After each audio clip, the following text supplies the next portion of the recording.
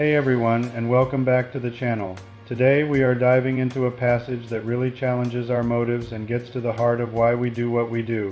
It's a topic that's as relevant today as it was 2,000 years ago. The act of giving. We live in a world where everything can be shared, posted, and broadcast for everyone to see. We celebrate generosity, and that's a wonderful thing. But what happens when the desire for recognition starts to overshadow the act of giving itself?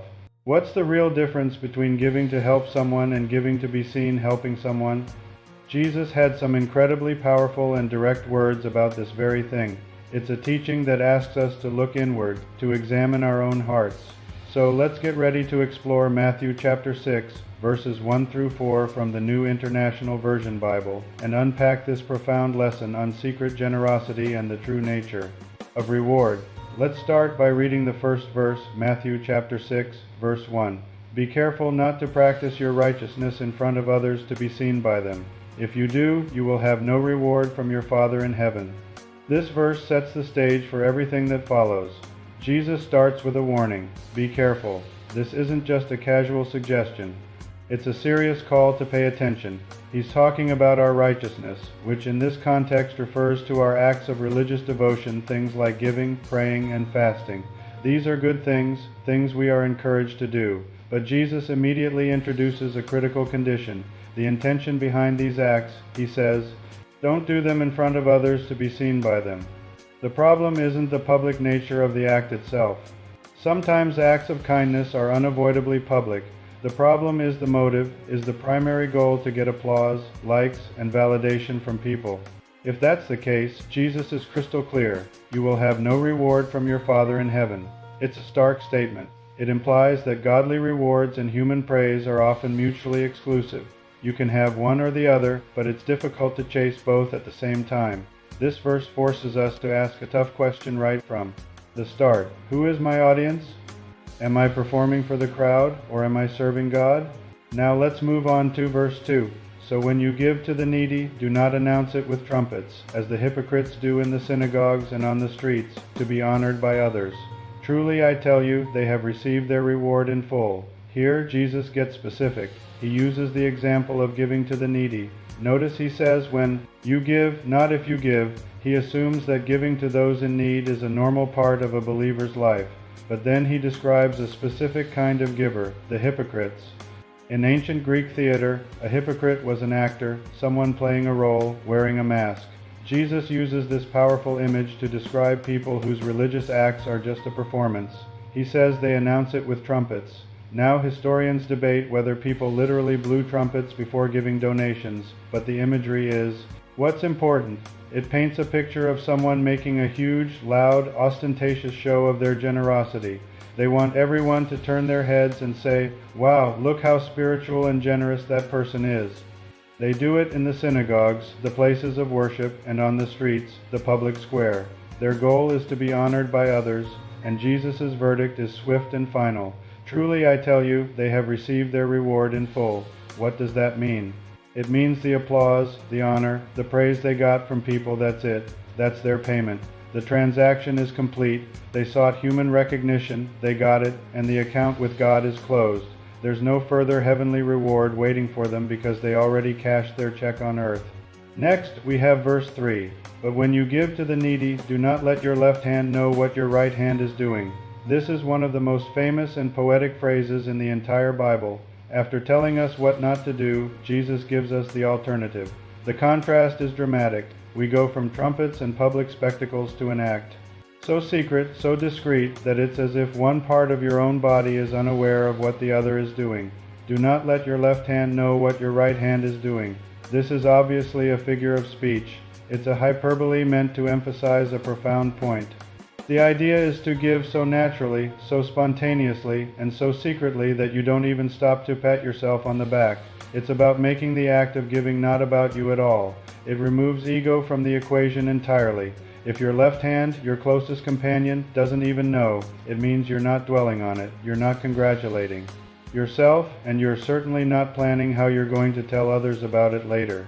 The focus is completely on the need of the person receiving the gift, not on the magnanimity of the giver. It's a call to a radical kind of humility and self-forgetfulness in our service to others.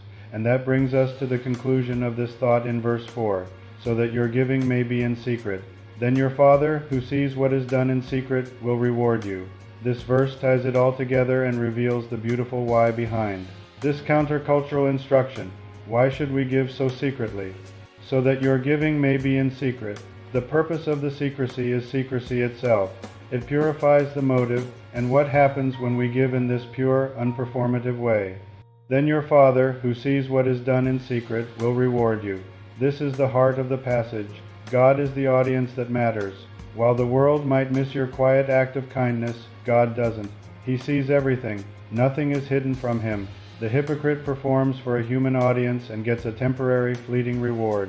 But the true disciple acts for an audience of one, the Heavenly Father, and receives a reward that is divine, eternal, and infinitely more valuable. The nature of this reward isn't specified. It could be blessings in this life, rewards in the life to come, or the simple, profound joy of a deeper relationship with God. The point is that the reward comes from the only source that truly matters. It shifts our entire value system from seeking horizontal approval from people to seeking vertical approval from God.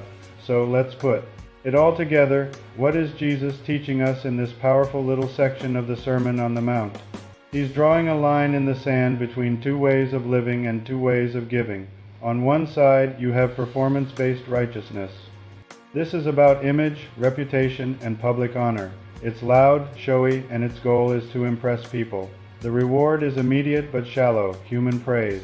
Once you get that praise, that's your full payment. On the other side, you have heart-based righteousness. This is about genuine compassion, humility, and a desire to please God. It's quiet, secret, and self-forgetful. It's not about earning points or building a spiritual resume.